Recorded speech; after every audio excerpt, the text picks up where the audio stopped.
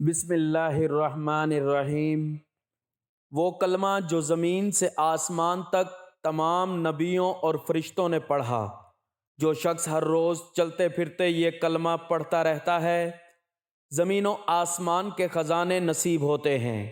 محترم ناظرین، ہماری آج کی ویڈیو ایک ایسی آفاقی حقیقت کی رہنمائی کرتی ہے جو آسمانوں کی بلندیوں سے لے کر زمین کی گہرائیوں تک پھیلی ہوئی ہے، جس پر تمام انبیاء کرام علیہ السلام کی دعوت قائم رہی اور جس کی تسبیح میں فرشتے شب و روز مصروف رہتے ہیں۔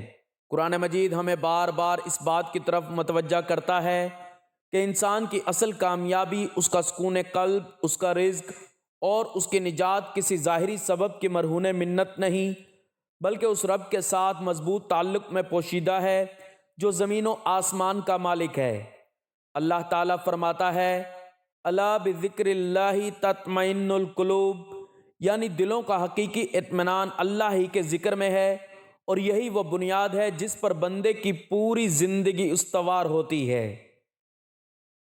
ایک اور مقام پر ارشاد فرمایا، فَاعْلَمُوا أَنَّهُ لَا إِلَٰهَ إِلَّا اللَّهُ، جس سے واضح ہوتا ہے کہ سب سے پہلی اور سب سے بڑی معرفت اللہ کی وحدانیت کو پہچاننا ہے، کیونکہ یہی معرفت انسان کو زمین سے آسمان تک عزت عطا کرتی ہے۔ یہی وہ حقیقت ہے جسے قرآن نے کلمہ طیبہ کے نام سے تعبیر کیا، اور اس کی مثال ایک ایسے پاکیزہ درخت سے دی جس کی جڑ مضبوط اور شاخیں آسمان میں ہیں۔ فرمایا، اس مثال سے معلوم ہوتا ہے کہ یہ کلمہ محض زبان کا ورد نہیں، بلکہ ایسا عقیدہ اور ایسا ذکر ہے جو انسان کی پوری زندگی کو مضبوط بنیاد فراہم کرتا ہے اور اس کے اثرات آسمانوں تک پہنچتے ہیں۔ اللہ تعالیٰ مزید فرماتا ہے، یثبت اللہ الذین آمنوا بالقول الثابت فی الحیات الدنیا وفی الآخرہ، یعنی اللہ ایمان والوں کو ایک مضبوط قول کے ذریعے دنیا اور آخرت دونوں میں ثابت قدم رکھتا ہے۔ یہی ثابت قدمی دراصل وہ کنجی ہے جس سے زمین و آسمان کے خزانے کھلتے ہیں۔ نبی کریم صلی اللہ علیہ وآلہ وسلم کی احادیث میں اس حقیقت کو نہایت واضح انداز میں بیان کیا گیا ہے۔ آپ صلی اللہ علیہ وآلہ وسلم نے فرمایا، سب سے افضل ذکر وہ ہے جسے میں نے اور مجھ سے پہلے انبیاء نے کہا۔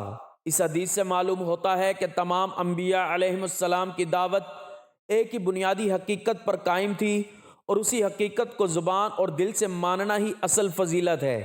ایک اور حدیث میں رسول اللہ صلی اللہ علیہ وآلہ وسلم نے فرمایا، جو بندہ اپنے رب کے ذکر میں مشغول رہتا ہے، اللہ تعالیٰ اس کے دل کو غنا عطا فرما دیتا ہے، یعنی ذکر انسان کو اندرونی طور پر اتنا مضبوط بنا دیتا ہے کہ وہ ظاہری اسباب کا محتاج نہیں رہتا۔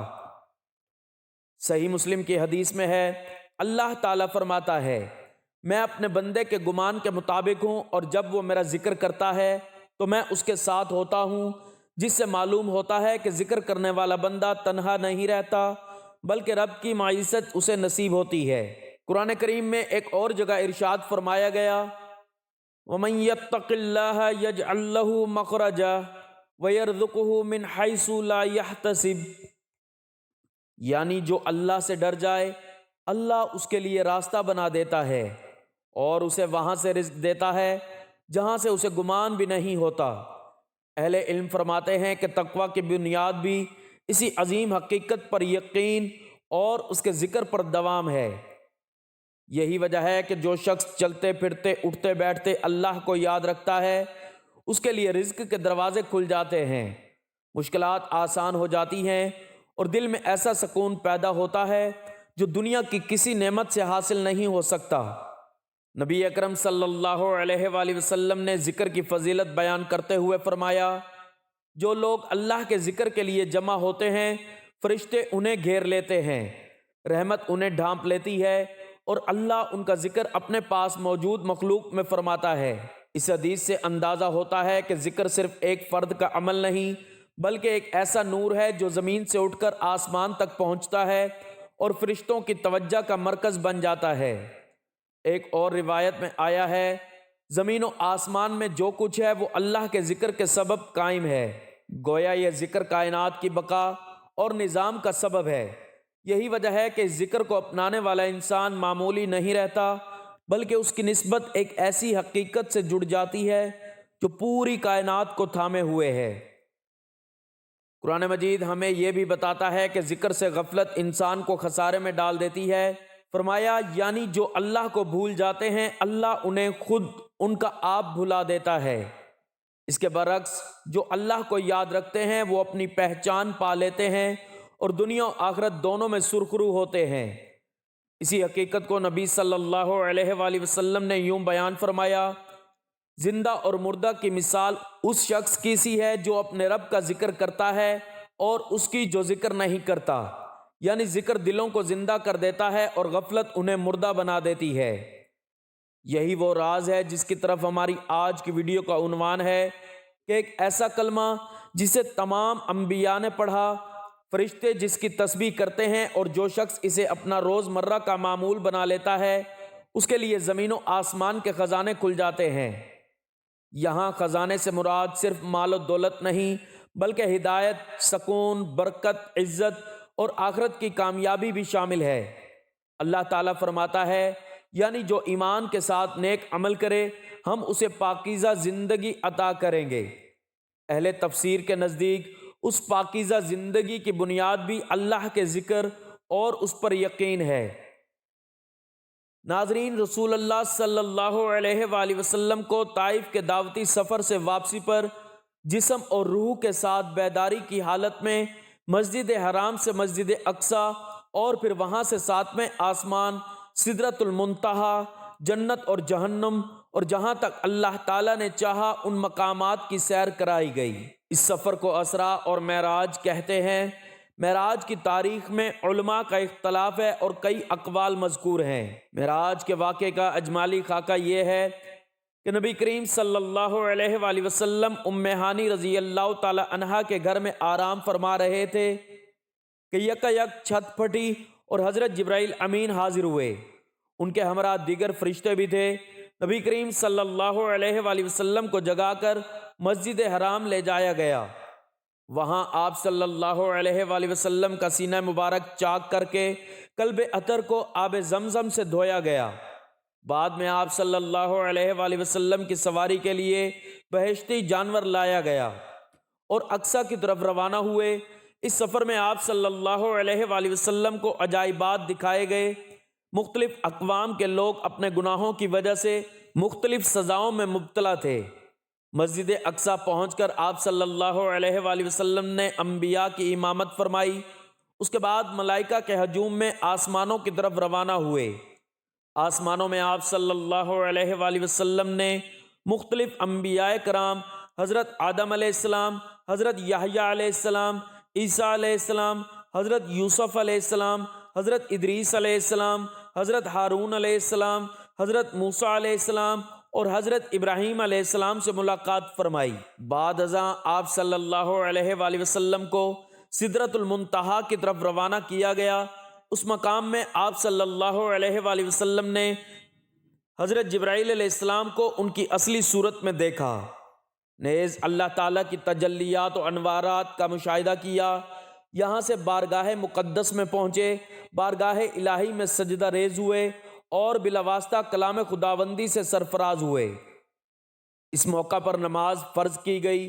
یہاں سے واپسی پر آپ صلی اللہ علیہ وآلہ وسلم دوبارہ بیت المقدس میں اترے، وہاں سے براق پر سوار ہو کر صبح سے قبل مکہ مکرمہ پہنچے۔ یہ سفر معراج کا اجمالی خاکہ تھا۔ ناظرین، معراج کا واقعہ اللہ تعالیٰ کی قدرت کی بہترین نشانیوں میں سے ایک ہے، جس میں اللہ تعالیٰ نے اپنے پیارے محبوب کو اپنی ملاقات کے لیے بلایا، جو چشم زدن میں بظاہر رونما ہوا، لیکن حقیقت میں اس واقعے میں کتنا وقت لگا یہ اللہ اور اس کا رسول بہتر جانتے ہیں۔ اللہ تعالیٰ نے اس واقعے میں اپنے محبوب پیغمبر حضرت محمد صلی اللہ علیہ وآلہ وسلم کو اپنی قدرت کاملہ کا مشاہدہ کروایا۔ معراج کا واقعہ اعلان نبوت کے 10ویں سال اور مدینہ ہجرت سے 1 سال پہلے پیش آیا۔ ماہ رجب کی 27ویں رات تھی۔ اللہ تعالیٰ نے فرشتوں سے ارشاد فرمایا، اے فرشتوں کی رات، میری تسبیح بیان نہ کرو، آج میرا ذکر نہ کرو، میری حمد و تقدس کرنا بند کر دو، آج کی رات جنت الفردوس کو زیورات سے آراستہ کرو، جنت کو خوب سجاؤ، میری فرما برداری اپنے سر پر باندھ دو۔ اے جبرائیل، میرا یہ پیغام میکائیل کو سنا دو کہ رزق کا پیمانہ ہاتھ سے علیحدہ کر دے۔ اسرافیل سے کہہ دو کہ سور پھونکنا تھوڑی دیر کے لیے موقف کر دے۔ اسرائیل سے کہہ دو کہ تھوڑی دیر کے لیے روح قبض کرنا بند کر دے۔ رضوان سے کہہ دو کہ وہ جنت الفردوس کی درجہ بندی کرے۔ مالک سے کہہ دو کہ دوزخ کو تالا لگا دے۔ حوروں سے کہہ دو کہ خوب سج دھج کر جنت کے محلوں کی چھتوں پر صف بستہ کھڑی ہو جائیں۔ مشرق سے مغرب تک جس قدر قبریں ہیں ان سے عذاب اٹھا لیا جائے۔ آج کی رات شب معراج میرے محبوب حضرت محمد صلی اللہ علیہ وآلہ وسلم کے استقبال کے لیے تیار ہو جاؤ۔ ناظرین، آج کی اس ویڈیو میں واقعہ معراج اور نبی صلی اللہ علیہ وآلہ وسلم کو قرآن اور حدیث کی روشنی میں بیان کیا جائے گا۔ حکم ربی ہوا کہ اے جبرائیل اپنے ساتھ 70,000 فرشتے لے۔ حکم الہی سن کر حضرت جبرائیل علیہ السلام سواری لینے کے لیے جنت میں جاتے ہیں۔ آپ نے ایسی سواری کا انتظام کیا جو آج تک کسی شہنشاہ کو بھی میسر نہ آئی۔ میسر ہونا تو دور کی بات ہے، انہوں نے کبھی دیکھی بھی نہ ہوگی۔ دیکھنا تو دور کی بات ہے، انہوں نے کبھی گمان بھی نہیں کیا ہوگا۔ اس سواری کا نام براق ہے۔ تفسیر روح البیان میں ہے کہ نبی کریم صلی اللہ علیہ وآلہ وسلم سے پہلے اس سواری پر کوئی سوار نہ ہوا۔ ماہ رجب کی شب کس قدر پرسوز ہے، مطلع بالکل صاف ہے، فضاؤں میں عجیب سی کیفیت طاری ہے۔ رات آہستہ آہستہ کیف و نجات کی مستی میں مست ہو رہی ہے۔ ستارے پوری آب و تاب کے ساتھ جھل ملا رہے ہیں۔ پوری دنیا پر خاموشی کا عالم طاری ہے، جس سے رات گزرنے کو ہے کہ آسمان کے دروازے کھلتے ہیں۔ انوار و تجلیات کے جلوے سمیٹے ہوئے حضرت جبرائیل علیہ السلام نورانی مخلوق کے جرمٹ میں آسمانوں کی بلندیوں سے اتر کر حضرت ام ہانی رضی اللہ تعالی عنہا کے گھر تشریف لاتے ہیں، جہاں پر حضرت محمد صلی اللہ علیہ وآلہ وسلم خواب میں آنکھیں بند کیے دل بیدار لیے آرام فرما رہے ہیں۔ حضرت جبرائیل علیہ السلام ہاتھ باندھے کھڑے ہیں اور سوچ رہے ہیں کہ اگر آواز دے کر جگایا تو بے ادبی ہو جائے گی۔ فکر مندی میں ہے کہ معراج کے دولہا کو کیسے بیدار کیا جائے۔ اس وقت حکم ربی ہوتا ہے کہ اے جبرائیل میرے محبوب کے قدموں کو چوم لے تاکہ تیرے ہونٹوں کی ٹھنڈک سے میرا محبوب بیدار ہو جائے۔ اس دن کے واسطے میں نے تجھے کافور سے پیدا کیا تھا۔ حضرت جبرائیل علیہ السلام حکم سنتے ہی آگے بڑھے اور اپنے کافوری ہونٹ حضرت محمد صلی اللہ علیہ وآلہ وسلم کے قدم مبارک سے مسح کر دیے۔ وہ منظر بھی کس قدر حسین ہوگا جب حضرت جبرائیل علیہ السلام نے فخر کائنات صلی اللہ علیہ وآلہ وسلم کے قدموں کو بوسہ دیا ہوگا۔ حضرت جبرائیل علیہ السلام کے ہونٹوں کی ٹھنڈک پا کر حضور صلی اللہ علیہ وآلہ وسلم بیدار ہوتے ہیں اور دریافت کرتے ہیں کہ اے جبرائیل کیسے آنا ہوا؟ حضرت جبرائیل علیہ السلام عرض کرتے ہیں کہ یا رسول اللہ صلی اللہ علیہ وآلہ وسلم، خدائے بزرگ و برتر کی طرف سے بلاوے کا پیغام لے کر حاضر ہوا ہوں۔ یا رسول اللہ صلی اللہ علیہ وآلہ وسلم، اللہ تعالیٰ آپ کی ملاقات کا شوق رکھتا ہے۔ حضور صلی اللہ علیہ وآلہ وسلم آپ تشریف لے چلیے۔ زمین سے لے کر آسمانوں تک ساری گزرگاہوں پر فرشتوں کا ہجوم ہاتھ باندھے کھڑا ہے۔ معراج نبوت میں یہ بات درج ہے، چنانچہ آپ نے سفر کی تیاری شروع کی۔ اس موقع پر حضرت جبرائیل علیہ السلام نے آپ صلی اللہ علیہ وآلہ وسلم کا سینہ مبارک چاک کیا اور دل کھول دیا۔ حضور صلی اللہ علیہ وآلہ وسلم کا ارشاد ہے، میرے پاس ایک آنے والا آیا اور اس نے میرا سینہ چاک کر کے میرا دل نکالا۔ پھر میرے پاس سونے کا ایک تشت لایا گیا جو ایمان اور حکمت سے لبریز تھا۔ اس کے بعد میرے دل کو دھویا گیا، وہ ایمان و حکمت سے لبریز ہو گیا۔ اس کے بعد اس قلب کو واپسی اسی جگہ پر رکھ دیا گیا۔ حضرت جبرائیل علیہ السلام نے سینہ صاف کرنے کے بعد قلب مبارک کو زمزم کے پانی سے دھویا اور سینہ مبارک میں رکھ کر سینہ بند کر دیا۔ حضرت جبرائیل علیہ السلام فرماتے ہیں کہ قلب ہر قسم کی کنجی سے پاک اور بے عیب ہے۔ اس میں 2 آنکھیں ہیں جو دیکھتی ہیں اور 2 کان ہیں جو سنتے ہیں۔ یہ فتح الباری کی روایت ہے۔ سینہ اقدس چاک کرنے میں کئی حکمتیں جن میں سے ایک حکمت یہ ہے کہ قلب اطہر میں ایسی قوت قدسیہ شامل ہو جائے جس میں آسمانوں پر تشریف لے جانے اور عالم سماوات کا مشاہدہ کرنا، بالخصوص دیدار الہی کرنے میں کوئی مشکل پیش نہ آئے۔ پھر آپ صلی اللہ علیہ وآلہ وسلم کے سر انور پر امامہ مبارک باندھ دیا گیا۔ علامہ کاظمی رحمۃ اللہ علیہ فرماتے ہیں، شب معراج میں حضرت محمد صلی اللہ علیہ وآلہ وسلم کو جو امامہ شریف پہنایا گیا وہ امامہ حضرت آدم علیہ السلام کی پیدائش سے 7000 سال پہلے تیار کیا گیا تھا۔ 4 لاکھ ملائکہ اس کی تعظیم و تکریم کے لیے اس کے گرد کھڑے تھے۔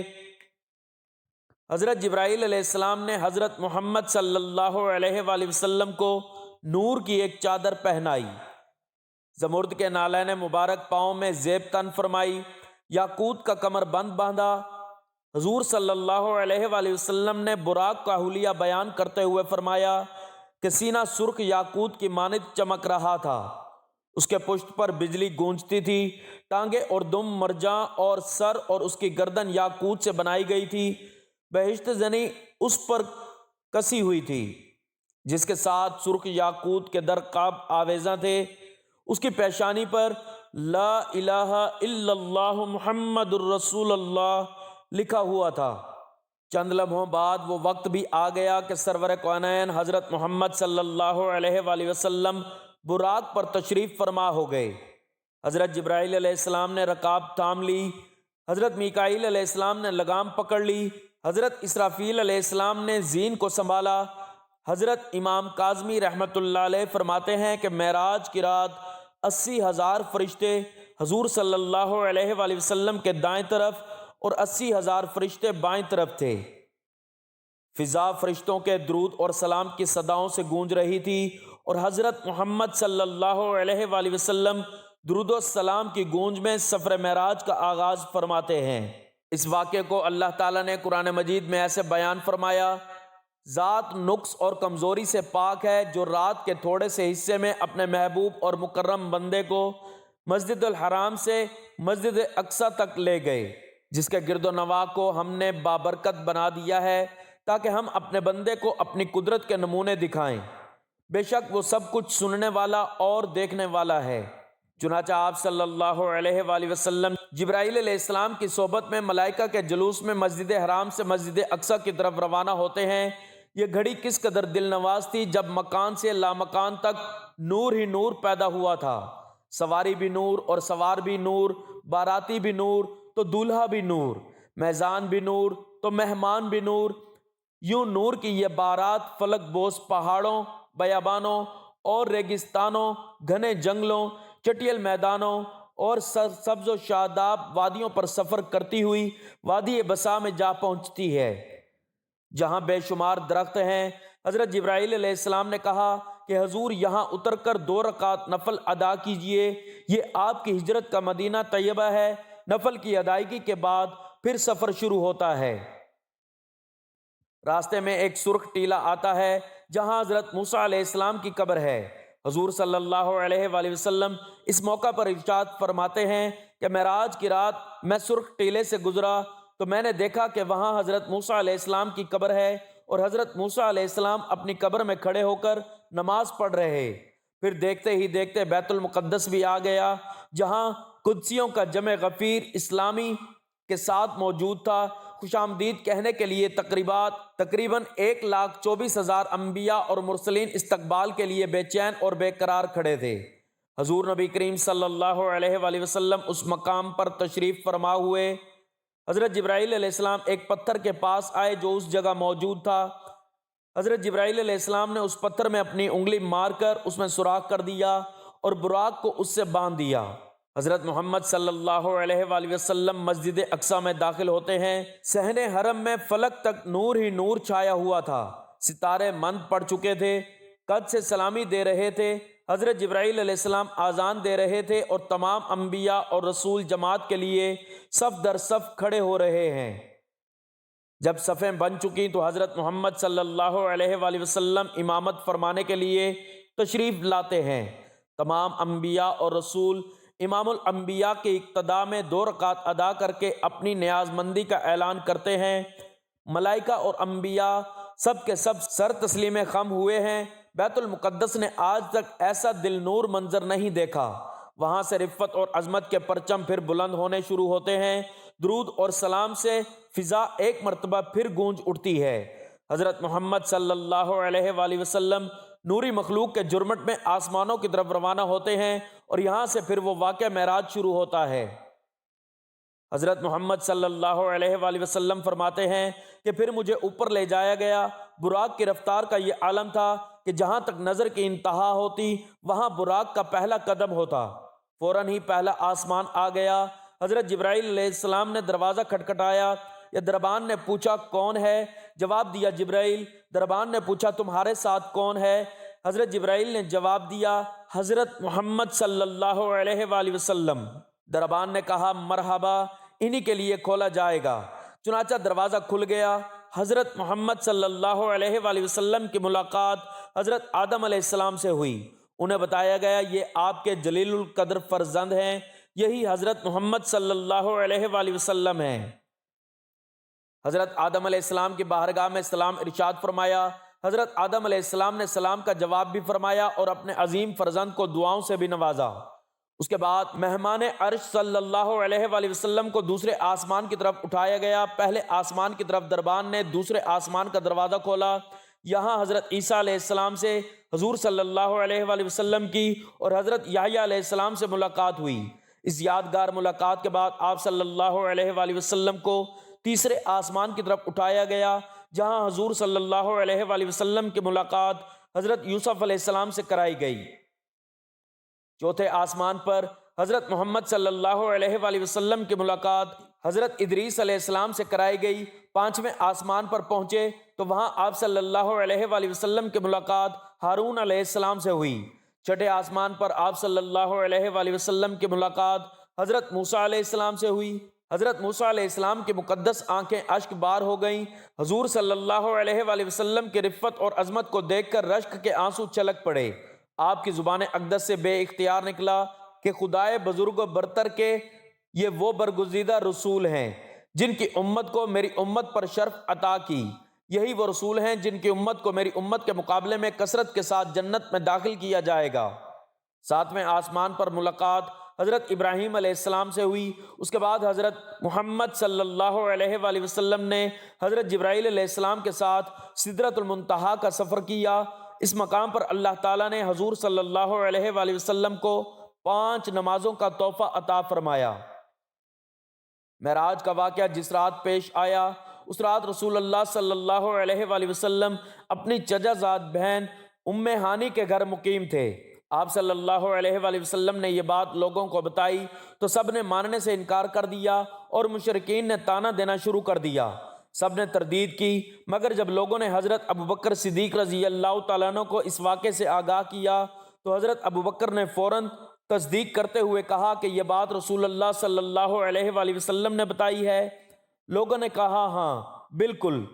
تو حضرت ابوبکر نے کہا اگر یہ بات نبی کریم صلی اللہ علیہ وآلہ وسلم نے بتائی ہے تو پھر سچ ہے۔ حضرت ابوبکر صدیق رضی اللہ تعالیٰ عنہ کی اس بات نے رسول اللہ صلی اللہ علیہ وآلہ وسلم کو بہت متاثر کیا اور آپ صلی اللہ علیہ وآلہ وسلم نے حضرت ابوبکر کو صدیق کا لقب دیا۔ مکہ کے ایک شخص جو شام اور فلسطین زیادہ سفر کرتا تھا آیا اور بولا اگر آپ واقعی رات کو مسجد اقصیٰ اور پھر آسمانوں پر گئے ہیں تو مجھے مسجد اقصیٰ کا پتہ ہے، میں آپ سے سوالات پوچھتا ہوں، آپ جوابات دیں۔ پھر اس شخص نے حضور صلی اللہ علیہ وآلہ وسلم سے مسجد اقصیٰ کا خد و خال سے متعلق بے شمار سوالات کیے اور رسول اللہ صلی اللہ علیہ وآلہ وسلم نے سب کے ٹھیک جوابات دیے۔ اللہ تعالیٰ نے مسجد اقصیٰ کی تصویر حضور صلی اللہ علیہ وآلہ وسلم کی نظروں کے سامنے کر دی تھی۔ رسول اللہ صلی اللہ علیہ وآلہ وسلم کے جوابات سن کر وہ شخص حیران رہ گیا اور بولا کہ آپ کے تمام جوابات درست ہیں۔ معراج کا سفر اللہ کی عظیم قدرت کا شاہکار ہے۔ اس سفر کے دوران رسول اللہ صلی اللہ علیہ وآلہ وسلم کو 50 نمازیں بطور تحفہ دی گئیں جن کو بعد میں کم کر کے 5 کر دی گئیں۔ بہت سے مسلمان استغفار کرتے ہیں کہ کیا حضور صلی اللہ علیہ وآلہ وسلم نے شب معراج کو اللہ تعالیٰ کا دیدار کیا؟ حضور صلی اللہ علیہ وآلہ وسلم دیدار الہی کرنے کا ثبوت قرآن کریم سے ملتا ہے۔ قرآن اور حدیث سے جو چیز ثابت ہے وہ ہے دیدار خداوندی۔ ارشاد خداوندی ہے کہ نگاہیں اس کا احاطہ نہیں کر سکتی اور وہ سب کا احاطہ کیے ہوئے ہیں، وہ بڑا باریک بین اور باخبر ہے۔ امام راضی رحمۃ اللہ علیہ اس کی تفسیر میں لکھتے ہیں کہ تمام آنکھیں اس کا ادراک نہیں کر سکتی۔ اس کا فائدہ یہ کہ بعض آنکھیں دیکھ سکتی ہیں۔ خلاصہ یہ ہے کہ قرآن کی آیت اور عائشہ رضی اللہ تعالی عنہا کے قول سے دیدار الہی کی نفی رسول اللہ صلی اللہ علیہ وآلہ وسلم سے ثابت نہیں ہوتی۔ اس آیت کا مطلب ہے کہ تمام آنکھیں اللہ کو نہیں دیکھ سکتی، یا یہ کہ آنکھیں اللہ کا احاطہ نہیں کر سکتی، اور ظاہر ہے کہ دیکھنا اور ہے اور احاطہ کرنا اور ہے۔ نتیجہ یہ ہے کہ بعض آنکھیں دنیا میں بھی اللہ تعالیٰ کو دیکھ سکتی ہیں، اور بے شک وہ بعض آنکھیں حضور صلی اللہ علیہ وآلہ وسلم کی ہیں۔ مروان نے حضرت ابوذر رضی اللہ تعالیٰ عنہ سے پوچھا کہ کیا محمد صلی اللہ علیہ وآلہ وسلم نے اپنے رب کو دیکھا؟ انہوں نے فرمایا ہاں۔ حضرت امام احمد ابن حنبل رضی اللہ تعالیٰ عنہ نے فرمایا کہ حضور نبی کریم صلی اللہ علیہ وآلہ وسلم نے آنکھوں سے اللہ تعالیٰ کو دیکھا یہاں تک کہ ان کا سانس بند ہو گیا۔ تو ناظرین، وقت کی نزاکت کو مد نظر رکھتے ہوئے چلتے ہیں عمل کی جانب، اور آپ کو بتاتے ہیں اس کلمے کے بارے میں جو تمام انبیاء اور فرشتوں نے پڑھا، جس کو چلتے پھرتے پڑھنے سے اللہ تعالیٰ خزانوں کے دروازے کھول دیتا ہے۔ تو اس کے لیے آپ نے سب سے پہلے حضور پاک صلی اللہ علیہ وآلہ وسلم کی ذات اقدس پر درود پاک کا نذرانہ پیش کرنا ہے۔